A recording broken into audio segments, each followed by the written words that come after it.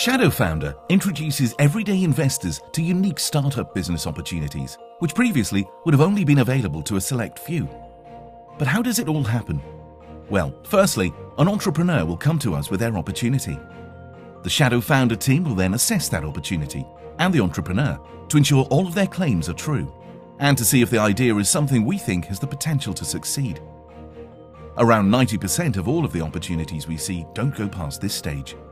But if after our due diligence we do see potential, then the opportunity is put in front of our private investor network. So, what is our private investor network?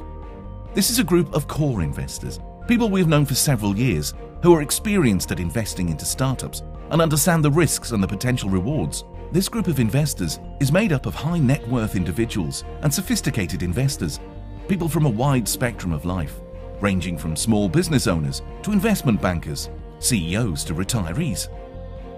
They act as a second tier of due diligence, asking further questions of the businesses and entrepreneurs who are seeking funds. If the private investor network fails to fund the opportunity to at least 30% of its funding target, then the business is rejected and the entrepreneur told to seek funds elsewhere. If the private investor network likes the idea, however, and funds it to at least 30%, the opportunity will be placed on our crowdfunding platform for the crowd to have its say. Ultimately, it's down to the crowd as to whether or not a startup is funded or isn't. If the crowd doesn't take to an opportunity and it doesn't receive the necessary funding, then the opportunity is rejected. If the crowd give it the thumbs up though, and the opportunity is funded, then the business can move forward with its plans. But before funds are released to the business, the entrepreneur must take care of a few important things.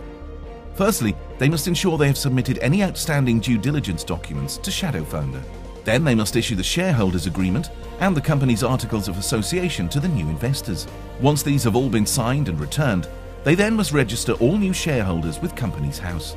Finally, they must arrange for SEIS or EIS certificates to be sorted for investors, if applicable. Only when all of this housekeeping is in order will funds be released for the business to carry out its plan, and hopefully become a success for the founders and the investors. Join Shadow Foundr today and download our ebook, An Investor's Guide to Equity Crowdfunding, for free.